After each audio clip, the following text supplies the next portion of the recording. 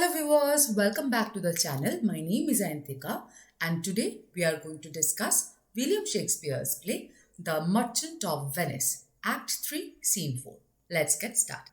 This scene begins in Belmont where Portia, Nerissa, Lorenzo and Jessica enter along with Balthazar, who is a servant in Portia's household. Here, Lorenzo praises Portia's noble and genuine understanding of the divine quality of friendship. We all know that friendship is an important theme in the play, right? He observes how Portia remains cheerful despite her husband's absence, who has left Belmont for Venice in order to release Antonio from Shylock's grasp. Now, according to him, this demeanor itself demonstrates Portia's understanding of the divine quality of friendship between Bassanio and Antonio. Now, Lorenzo tells Portia how true a gentleman Antonio is, and that if she knew about him, she would be even more proud of the service that she had rendered. Lorenzo believes that Portia's generosity would be even more commendable, that means more praiseworthy, if she knew about Antonio as a person. To this, Portia affirms that she had never regretted her good deeds in the past and wouldn't start at that moment.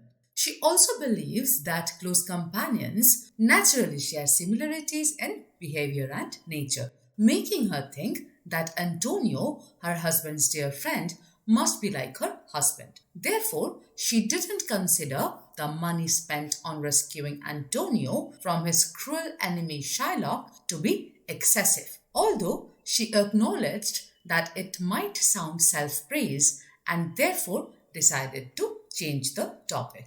Portia then tells Lorenzo that she is entrusting him with managing her household until her husband's return. She also mentions that she has privately vowed to live in seclusion with Nerissa and therefore dedicating her time to prayer and meditation for the well-being of their husbands in a convent nearby. She then focuses her attention on the necessity of this arrangement given her circumstances. Lorenzo gladly accepts the responsibility and promises to follow all her honorable commands. Portia mentions that her household members are informed of her plans and would regard Lorenzo and Jessica as their new masters and mistress until their return. She bids them farewell until their next meeting. Lorenzo and Jessica add their good wishes. Portia reciprocates their wishes and bids farewell to Jessica and Lorenzo as they depart,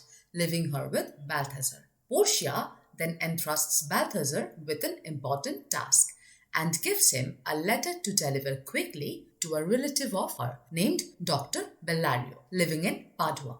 She also stresses on the need to be careful on this mission. Balthazar is also instructed to collect papers and clothing from Dr. Bellario and bring them promptly to the public ferry between Belmont and Venice. After issuing these instructions, Balthazar is left to carry out the task with all due speed. Portia then turns to Nerissa, revealing a secret plan. She intends to disguise themselves as young men, so when their husbands see them, they wouldn't be able to recognize them as women. Portia also boasts that she would outshine Nerissa in his male disguise, carrying herself with more grace, speaking in a deeper voice, and adopting other masculine traits. She also plans to tell exaggerated stories about admirers and express regret for their supposed deaths. Portia then promises Nerissa to explain everything in detail once they are in a carriage waiting at the park gate, as they need to cover 20-mile distance that day. Together, Portia and Nerissa leave to embark on their intriguing plan. That is all for now, everyone. Thank you for listening. Hope this helped. Bye.